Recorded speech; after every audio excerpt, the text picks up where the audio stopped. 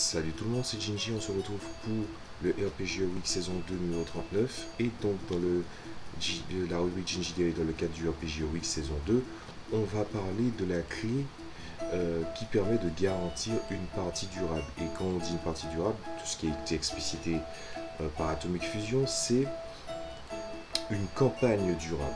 Alors, question qui n'est pas si compliquée que ça, mais je pense que ça dépend de chaque personne. J'ai entendu qu'il fallait un petit rapport d'affinité sans que la partie prenne des relents de trahison dans l'histoire. Je pense que c'est très accessoire ce facteur au point que je pense que ça aura très peu d'impact. Après, je dis peut-être ça parce que j'ai surtout eu une table de personnes qui étaient potentiellement des personnes qui comprenaient que le jeu de rôle s'est joué ensemble et pas l'un contre l'autre, et qu'il n'y a jamais eu de véritable trahison, juste des gros relents d'égoïsme qui ont mené des fois à des complications en partie. Des grands relents d'égoïsme de la part de joueurs. Mais ça ne va pas plus loin que ça. Le truc le plus important à voir maintenant, c'est plutôt de voir les différentes choses qui vont venir impacter sur ça. Alors, j'ai parlé des relents d'égoïsme. Est-ce que les relents d'égoïsme vont atténuer la partie? Là encore, c'est assez secondaire comme paramètre. Alors, je pense que j'ai eu beaucoup de chance à faire des parties durables, des campagnes durables. Pour moi, une campagne durable, c'est une campagne qui est arrivée à bon port et qui a pu raconter ce qu'il a à raconter. De la même façon que tout le monde a fini par s'amuser du début à la fin et que finalement la conclusion de cette dernière n'amène pas spécifiquement de regret qui persistera dans la durée. Pour moi, c'est la véritable définition d'une partie durable. J'ai la chance d'avoir fait jouer dans des univers que j'ai créés majoritairement et dans d'autres cas que de franchises qui existent déjà, qui me permettaient d'avoir un grand terreau pour pouvoir raconter ce que je voulais. Donc ma méthodologie d'avant, je parle bien d'avant parce qu'en ce moment ça change un peu, comme j'avais un grand univers, il y avait aussi des fonctionnements spécifiques, une intrigue en fonction de tel endroit où l'on se trouvait. Il y avait des enjeux qui étaient posés à la base, surtout que les villes, ce que j'appelle le théâtre de cœur d'une campagne, c'est-à-dire la ville où laquelle les personnages ont l'habitude de rester, ville ou pays, appelez ça comme vous voulez, mais en tout cas le lieu de cœur des personnages, est toujours un petit peu dans l'adéquation de ce que cet endroit représente dans son propre univers, dans sa propre diégèse. Quand j'ai fait jouer dans la capitale de mon premier JDR, on a vu qu'il y avait une diversité en matière d'histoire. Quand on a commencé à partir dans une autre région qui était un peu plus sylvestre, un petit peu plus magique, on a vu aussi que certains phénomènes venaient à changer. Quand on est parti dans un endroit qui est connu comme une terre de héros, l'héroïsme a pris une autre dimension et du coup a pu raconter quelque chose d'intéressant. Quand on est parti en plein voyage stellaire, on a vu que finalement l'espace dans son infiniment grand et dans son infiniment petit, on se plaint souvent que finalement quand on regarde l'espace nous-mêmes, je parle dans le réel, on a beau se plaindre qu'on découvre peu de trucs et puis que voilà, les gens rêvent de voyages interstellaires, tout comme ça, mais quand on voit de l'infiniment grand, au point que c'est perturbant, ben ça finit par raconter quelque chose. Donc le jeu que j'ai réussi à faire jouer compte aussi.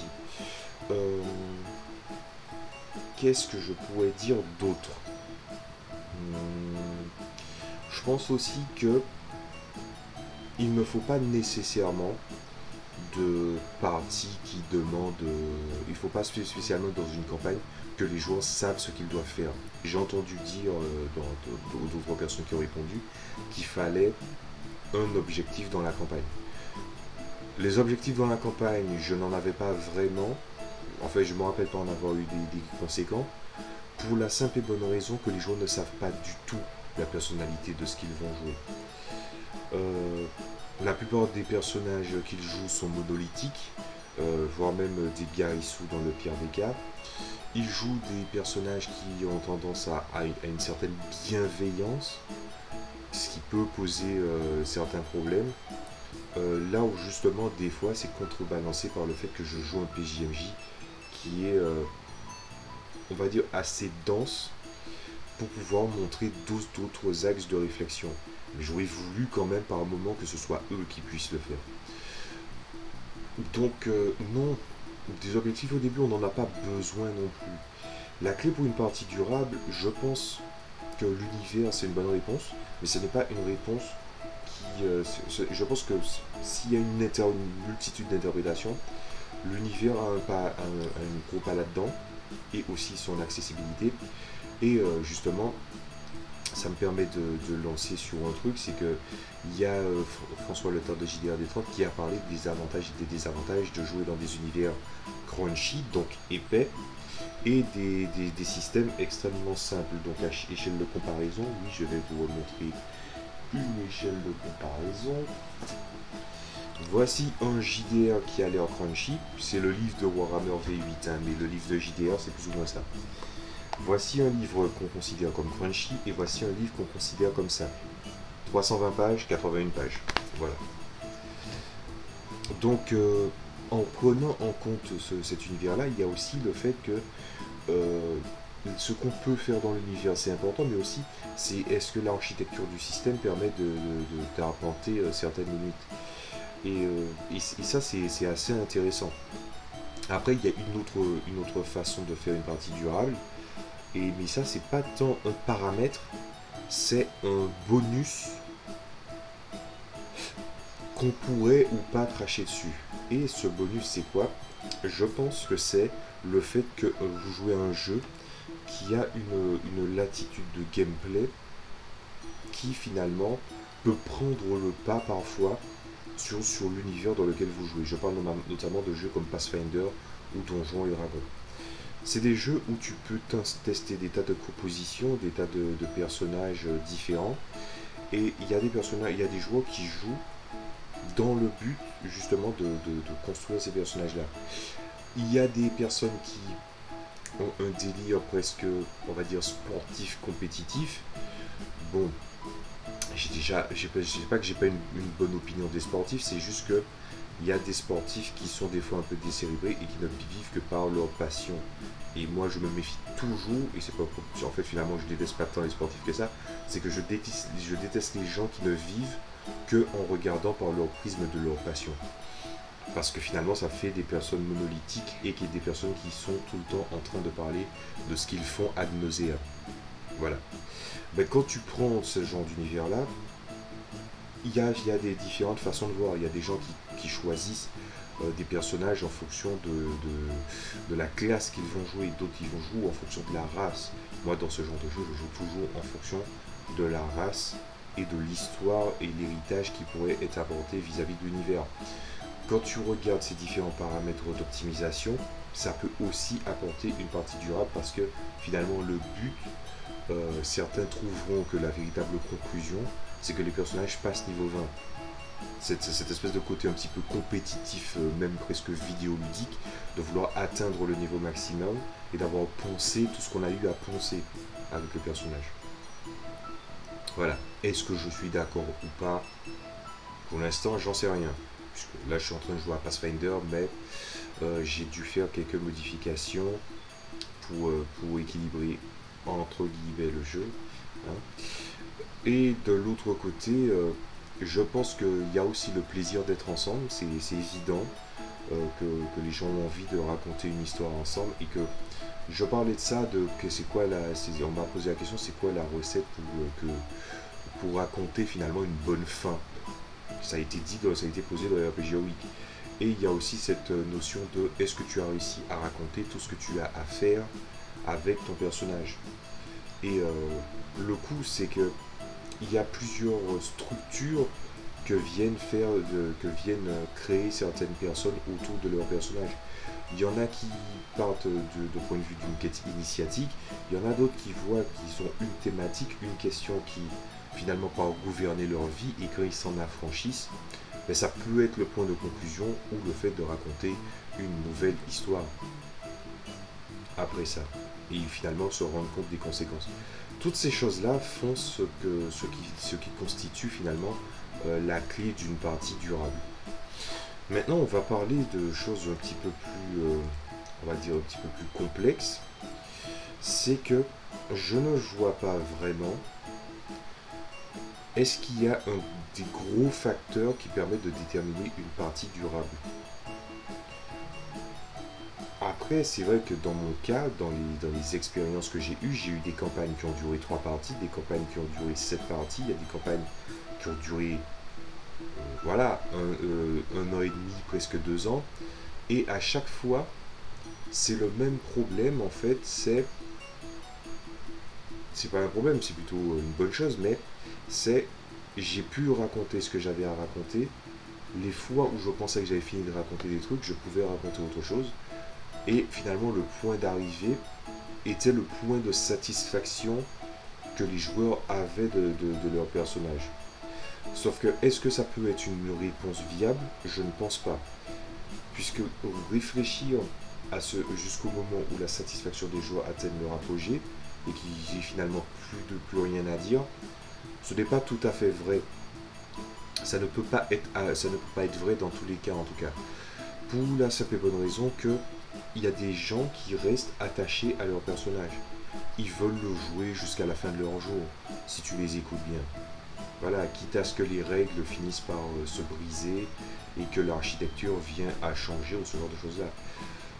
Je pense même que avoir compris ça et avoir vu des gens qui s'attachaient trop à leur perso, en bien comme en mal, ça me permettra en fait de rédiger justement une partie qui sera plus, on va dire, philosophique.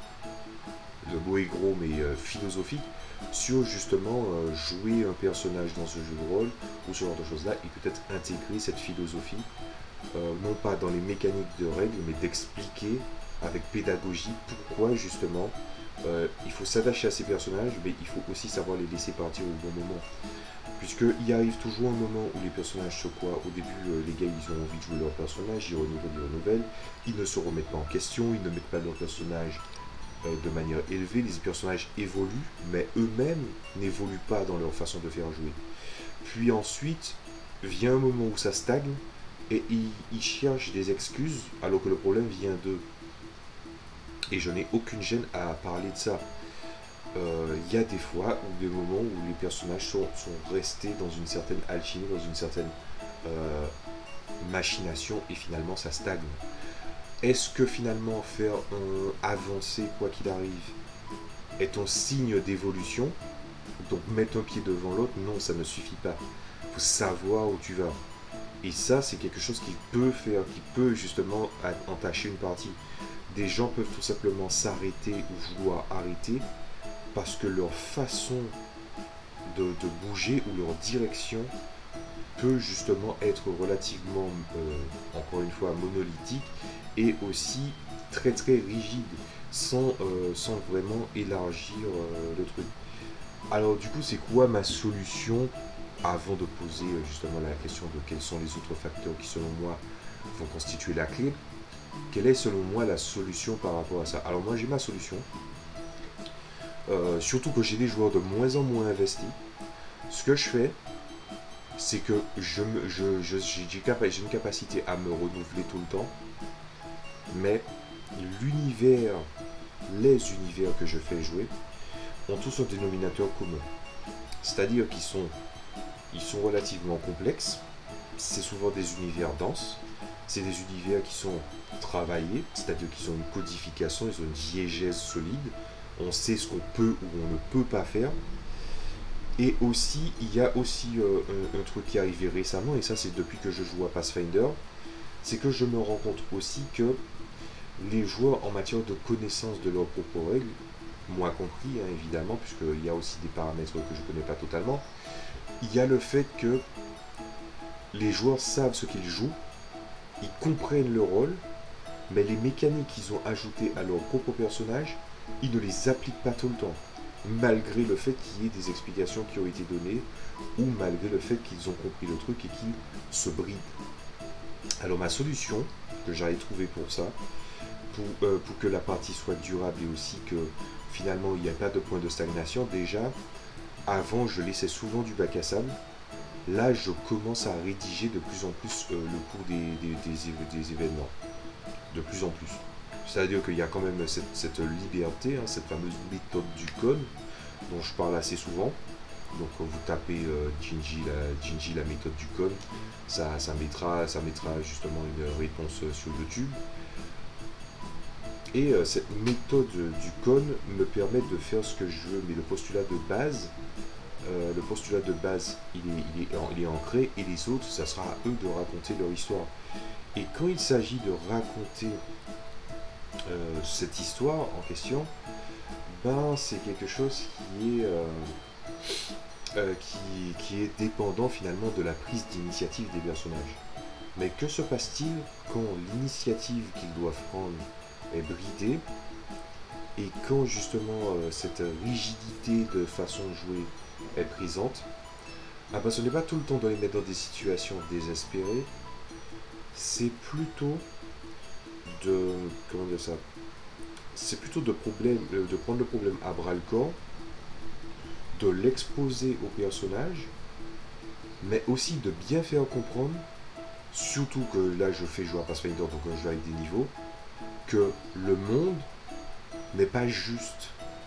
Je veux dire, il y a une justesse dans les règles que j'interprète, mais l'univers n'est pas juste. Si les gars sont à 8 contre 3, je n'en ai rien à foutre. Ce qui pousse justement les personnages à répondre à un certain sujet, évidemment les réponses que donnent les dés, c'est-à-dire que quand ils font un test, que le test il réussit vis-à-vis de quelque chose, vis-à-vis de quelqu'un, je ne diminue pas leur réussite et je ne les augmente pas en fonction de ma convenance. Je vois ça souvent,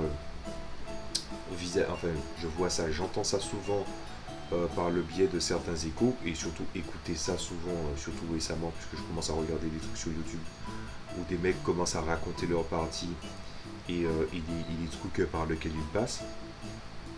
Voilà, je ne minimise rien, je ne maximise rien en fonction de mes envies. Je les expose face aux problèmes. Il faut qu'ils sachent briller par leurs solutions. Voilà. Quand ils décident de partir à l'aventure et de jouer des héros, d'autant plus qu'il y a une mécanique qui a changé, puisque j'ai parlé dans l'équilibrage du fait que j'ai rentré certaines mécaniques, ben, dans d'autres trucs aussi, il y a aussi, dans mes nouvelles règles, c'est que dans Pathfinder, les classes sont toujours des classes qui sont héroïques. Il est toujours entendu que les personnages jouent des héros, des personnages principaux.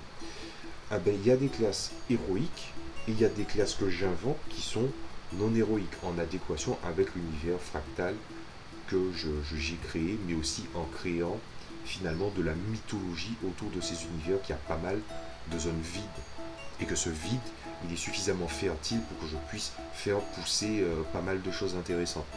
Et quand ils se retrouvent face à des personnages non héroïques, surtout la partie que j'ai fait précédemment, j'ai pu montrer que c'est pas parce que tu as pris une classe héroïque que ça fait de toi un héros, et que ce n'est pas parce que tu es d'une classe non héroïque que tu peux pas en être un. Voilà. Et je pense que mes joueurs ont compris le message, en tout cas un joueur a compris le message la semaine dernière. Voilà. Donc, je pense que ce qui fait une partie durable au final, je pense que c'est ça qui va être ma réponse. Ma réponse, c'est que ce qui compose une partie durable, c'est tout simplement l'investissement que vous mettez à l'intérieur en tant que joueur, en tant que maître de jeu, aussi la permissivité et la construction d'histoire autour des personnages, mais aussi, finalement, c'est plusieurs couches. C'est comme si, en fait, vous avez une planète, et que vous avez plusieurs croûtes. La croûte extérieure, enfin le noyau, ça serait l'investissement. Puis tu as la première couche, voilà, qui serait plutôt en fait l'univers et son système. Et en gros, la trinité, donc l'univers, fiche perso, univers, système de jeu slash fiche perso et système de résolution. Voilà, tu as cette deuxième couche-là. Ensuite, tu as la troisième couche qui est finalement cette couche qui est finalement l'univers que vous allez arpenter. Et l'autre couche, c'est l'existence du personnage que les joueurs vont jouer et que les joueurs devront justement essayer de faire passer dans une certaine marche. Une marche qui vise à raconter quelque chose. Il y a des... J'avais vu une vidéo qui parlait, en fait pas une vidéo mais un article qui parlait du 11 conseils à donner à un joueur, et quelqu'un expliquait que Frodon, ben, s'il avait dit non, le comté allait avoir des problèmes à cause du fait que voilà, il y a Sauron qui allait étendre ses légions, tout ça, et que du coup il n'y aurait pas d'histoire. Ce qui était une remarque un peu stupide. Je pense que je vais essayer de sortir les arpenteurs holistiques avant les RPG Week en question. En tout cas, l'arpenteur holistique qui parle de ça. Donc ça remonte à des mois, donc vous verrez que bon, pas la même coiffure, pas avec Josué, et on était en train de débunker un petit peu cette vidéo, enfin cet article qui était nauséabond, on va le dire. Il y a des choses intéressantes, mais il y en a trop peu qui sont intéressantes et qui tournent autour de l'axe où en fait c'est un maître de jeu qui dit aux joueurs comment ils doivent jouer en fonction de leur maître de jeu à eux. Sauf que ce n'est jamais comme ça que c'est. Pas plus que c'est du donnant-donnant une partie de jeu de rôle.